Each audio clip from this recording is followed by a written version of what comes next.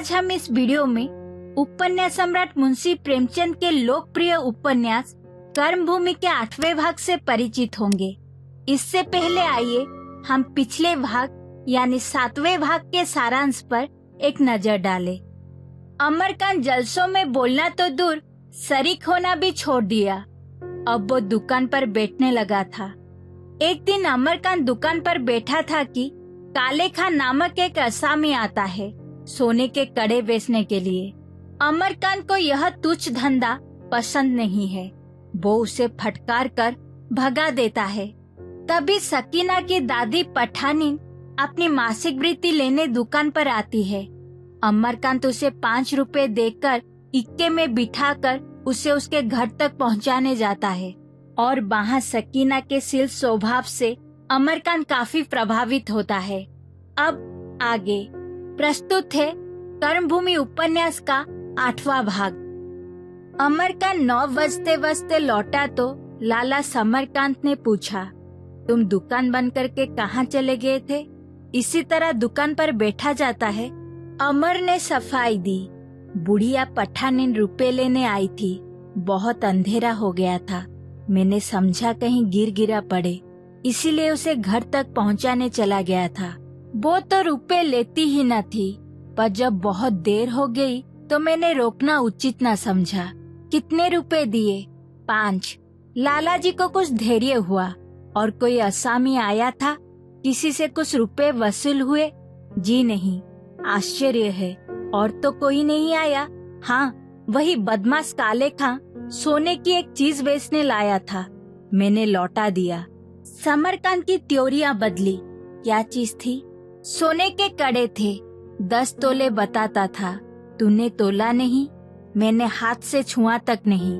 हाँ, क्यों छूते? उसमें पाप लिपटा हुआ था ना। कितना मांगता था? 200। झूठ बोलते हो। शुरू 200 से किए थे, पर उतरते उतरते 30 रुपए तक आया था। लाला जी की मुद्रा कठोर हो गई। फिर भी तुमने लौटा दिए। और क्या करता? मैं तो उसे सेत में भी ना लेता। ऐसा रोजगार करना मैं पाप समझता हूँ। समरकांत क्रोध से विकृत होकर बोले, चुप रहो, शर्माते तो नहीं, ऊपर से बातें बनाते हो। 150 रुपए बैठे बैठाए मिलते थे, वो तुमने धर्म के घमंड में खो दिए। उस पर से अकड़ते हो। जानते भी हो धर्म है क्या चीज? साल में एक बार भी गंगा स्नान करते हो? एक बार भी देवताओं को जल चढ़ाते हो? कभी राम का नाम लिया है जिंदगी में? कभी एकादशी या कोई दूसरा व्रत रखा है? कभी कथा पुराण पढ़ते या सुनते हो? तुम क्या जानो धर्म किसे कहते हैं? धर्म और चीज है, रोजगार और चीज। छी! साफ 150 फेंक दिए। अमरकांत धर्म की इस व्याख्या पर मन ही मन हंसकर बोला, आप गंगा स्नान पूजा पाठ को मुख्य धर्म समझते हैं। मैं सच्चाई, सेवा और परोपकार को मुख्य धर्म समझता हूँ। स्नान, ध्यान, पूजा, व्रत धर्म के साधन मात्र है, धर्म नहीं। समरकांत ने मुंह चिढ़ाकर कहा, ठीक कहते हो, बहुत ठीक। अब संसार तुम्ही को धर्म का आचार्य मानेगा। अगर तुम्हारे धर्म मार्ग पर चलता तो आज मैं भी लंगोटी लगाए घूमता होता। तुम भी यूं महल में बैठकर मौज न करते होते। 4 अक्षर अंग्रेजी पढ़ ली ना, यह उसी की विभूति है। लेकिन मैं ऐसे लोगों को भी जानता हूँ जो अंग्रेजी के विद्वान होकर अपना धर्म कर्म निभाए जाते हैं। साफ 150 पानी में डाल दिए। अमरकांत ने अधीर होकर कहा, आप बार बार उसकी चर्चा क्यों करते हैं? मैं चोरी और डाके का माल का रोजगार ना करूँगा, चाहे आप खुश हो या नाराज। मुझे ऐसे रोजगार से घृणा होती है। तो मेरे काम में वैसी आत्मा की जरूरत नहीं। मैं ऐसी आत्मा चाहता हूँ जो अवसर देखकर हानि लाभ का विचार करके काम करे। धर्म को मैं हानि लाभ की तराजू पर नहीं तोल सकता। इस वज्र मूर्खता की दवा चाटे के सिवा और कुछ न थी। लाला जी खून का घूंट पी के रह गए। अमर हृष्ट पुष्ट न होता तो आज उसे धर्म की निंदा करने का मजा मिल जाता। बोले, बस तुम ही तो संसार में एक धर्म के ठेकेदार रह गए हो, और सब तो अधर्मी है। वही माल जो तुमने अपने घमंड में लौटा दिया, तुम्हारे किसी दूसरे भाई ने 2-4 रुपए कम बेच दे के ले लिया होगा। उसने तो रुपए कमाए, तुम नींबू नोन चाट के रह गए। 150 रुपए तब मिलते हैं जब 150 थान कपड़ा या 150 बोरे चीनी बिक जाए। मुंह का कोर नहीं है, अभी कमाना नहीं पड़ा है, दूसरों की कमाई से चैन उड़ा रहे हो। तभी ऐसी बातें सूझती है, जब अपने सिर पड़ेगी तब आंखें खुलेगी। अमर अभी कायल ना हुआ, बोला मैं कभी यह रोजगार ना करूँगा।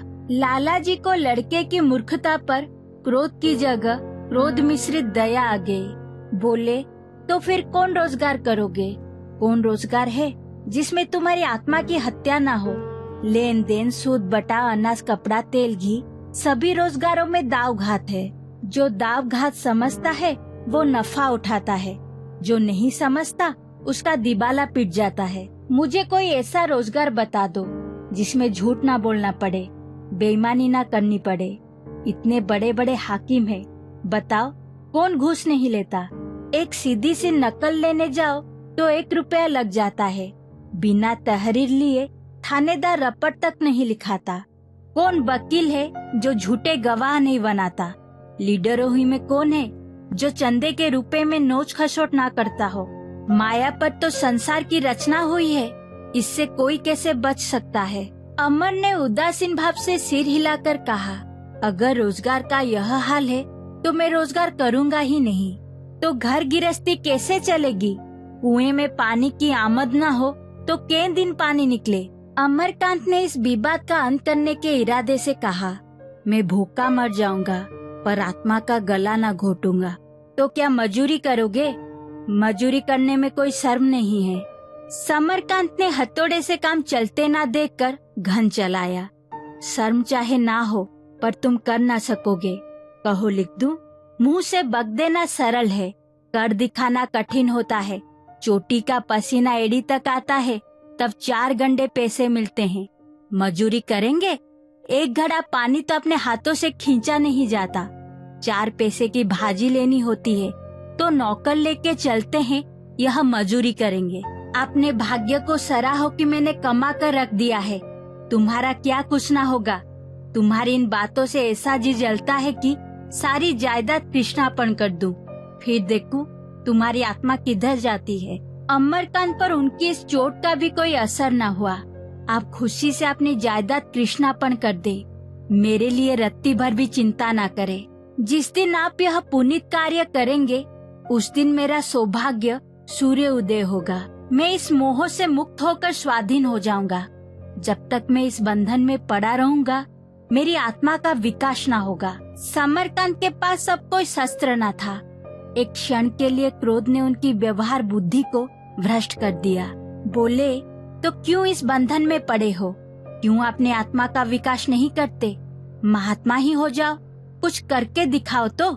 जिस चीज की तुम कदर नहीं कर सकते वो मैं तुम्हारे गले नहीं मढ़ना चाहता।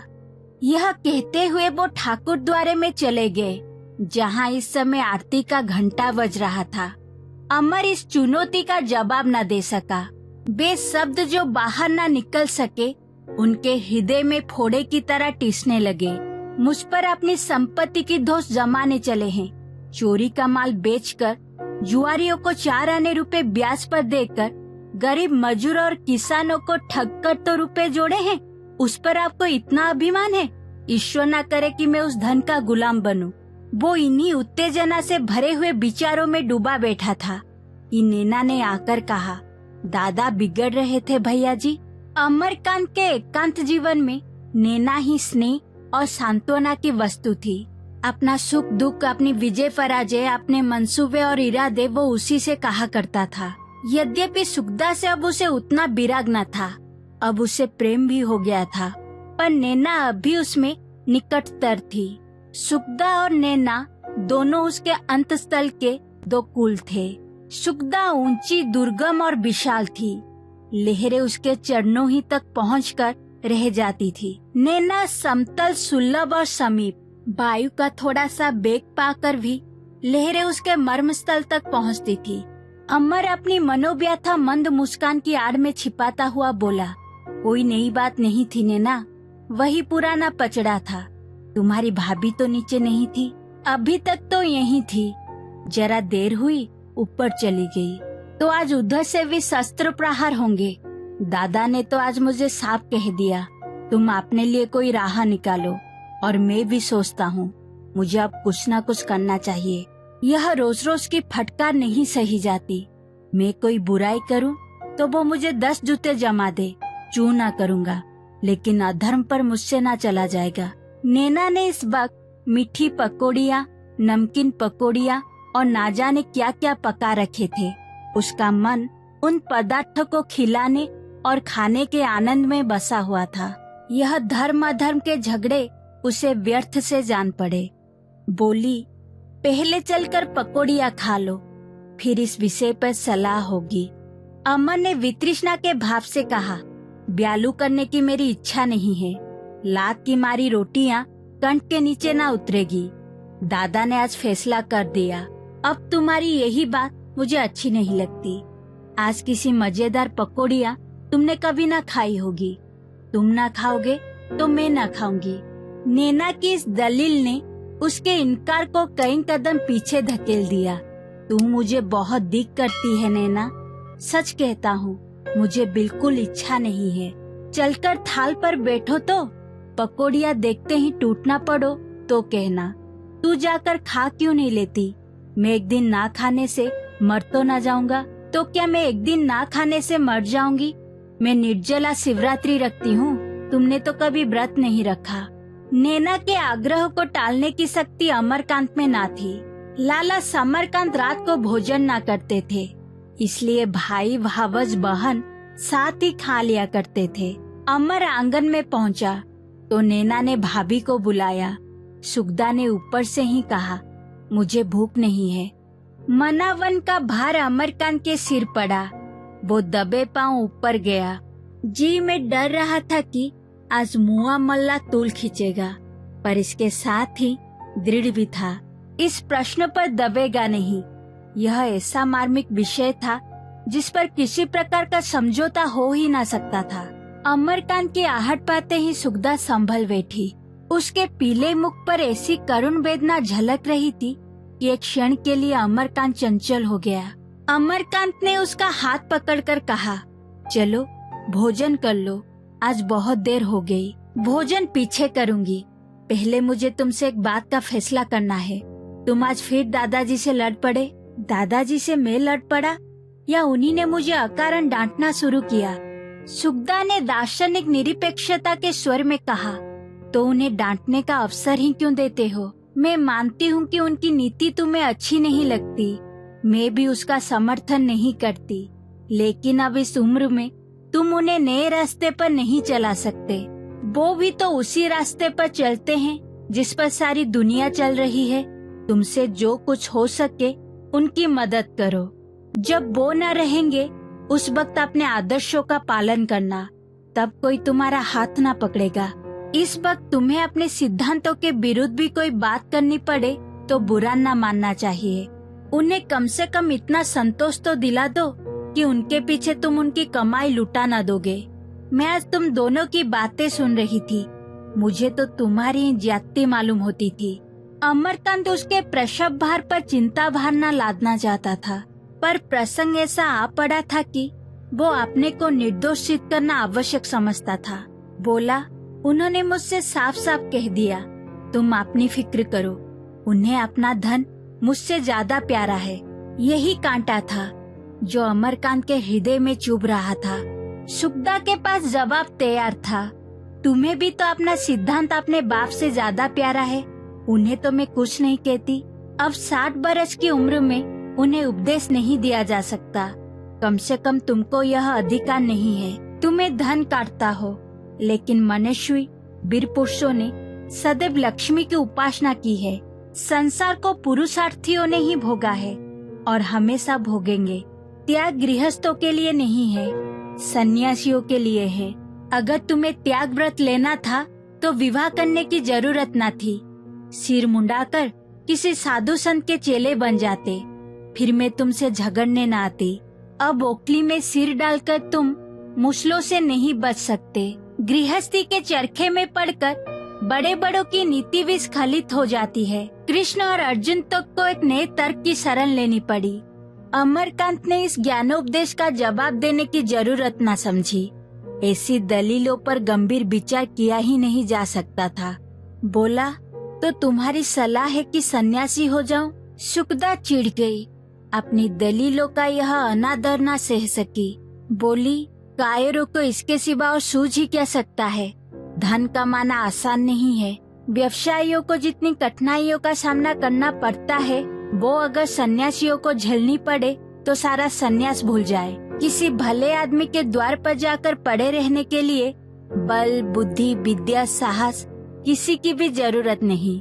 धनोपार्जन के लिए खून जलाना पड़ता है, मांस सुखाना पड़ता है। सहज काम नहीं है।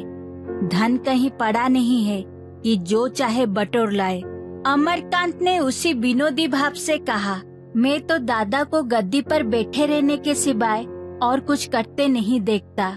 और भी जो बड़े बड़े सेठ साहूकार है, उन्हें भी फूल कर कुप्पा होते ही देखा है। रक्त और मांस तो मजदूर ही जलाते हैं, जिसे देखो कंकाल बना हुआ है। शुकदा ने कुछ जवाब न दिया।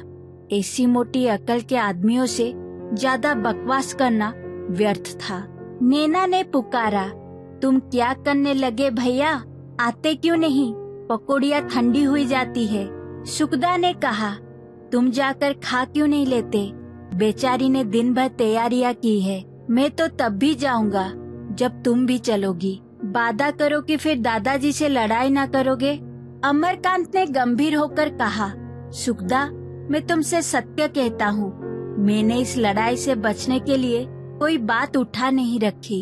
इन 2 सालों में मुझ में कितना परिवर्तन हो गया है।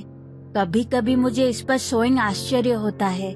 मुझे जिन बातों से घृणा थी, वो सब मैंने अंगीकार कर ली। लेकिन अब उस सीमा पर आ गया हूँ कि जो भर भी आगे बढ़ा तो ऐसे गर्त में जा गिरूंगा जिसकी थाह नहीं है।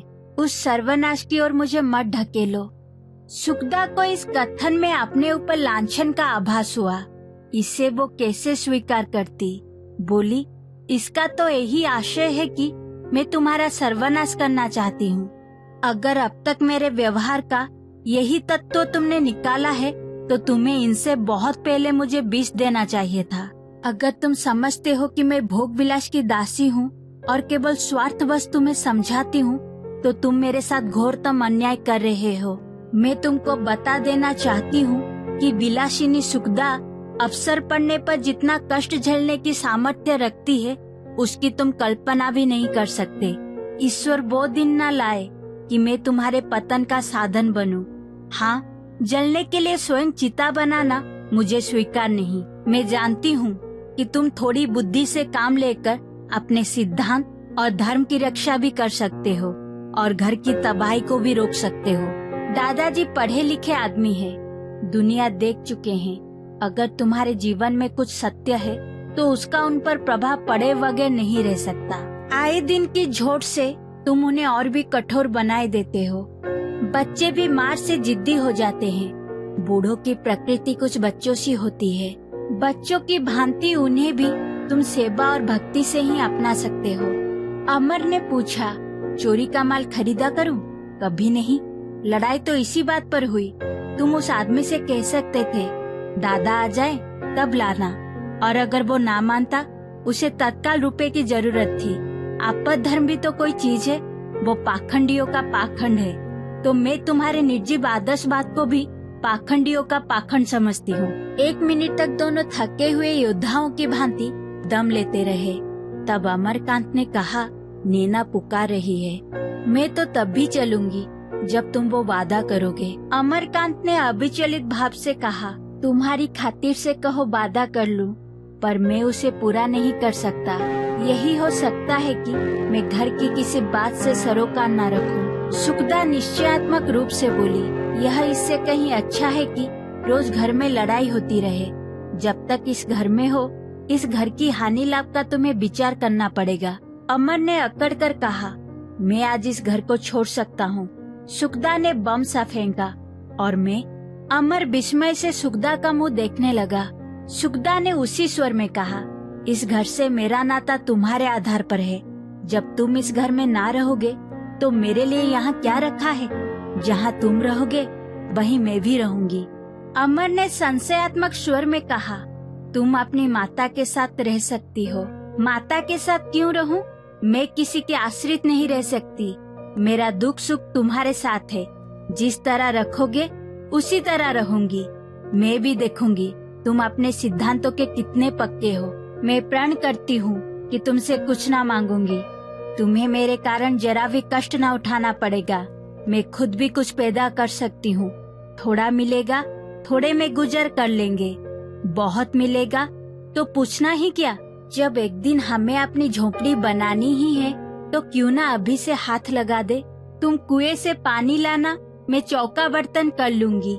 जो आदमी एक महल में रहता है वो एक कोठरी में भी रह सकता है। फिर कोई दोष तो ना जमा सकेगा। अमरकांत पराभूत हो गया। उससे अपने विषय में तो कोई चिंता नहीं थी, लेकिन सुखदा के साथ वो यह अत्याचार कैसे कर सकता था। खिसियाकर बोला, वो समय अभी नहीं आया है सुखदा। क्यों झूठ बोलते हो? तुम्हारे मन में यही भाव है और इससे बड़ा अन्याय तुम मेरे साथ नहीं कर सकते। कष्ट सहने में या सिद्धांतों की रक्षा के लिए स्त्रियां कभी पुरुषों से पीछे नहीं रही। तुम मुझे मजबूर कर रहे हो कि और कुछ नहीं तो लांछन से बचने के लिए मैं दादाजी से अलग रहने की आज्ञा मांगू। बोलो। अमर लज्जित होकर बोला, मुझे क्षमा करो सुखदा। मैं वादा करता हूँ कि दादाजी जैसा कहेंगे वैसा ही करूँगा। इसलिए कि तुम्हें मेरे विषय में संदेह है? नहीं, केवल इसलिए कि मुझमें अभी उतना बल नहीं है। इसी समय नैना आकर दोनों को पकौड़ियाँ खिलाने के लिए घसीट ले गई। सुखदा प्रसन्न थी। उसने आज बहुत बड़ी विजय पाई थी। अमरकांत झेंपा हुआ था। उसके आदर्श और धर्म की आज परीक्षा हो गई थी और उसे अपनी दुर्बलता का ज्ञान हो गया था। ऊंट पहाड़ के नीचे आकर अपनी ऊंचाई देख चुका था। अगर आपको मेरी प्रस्तुति अच्छी लगे तो वीडियो को लाइक कीजिए और चैनल को सब्सक्राइब कीजिए। धन्यवाद।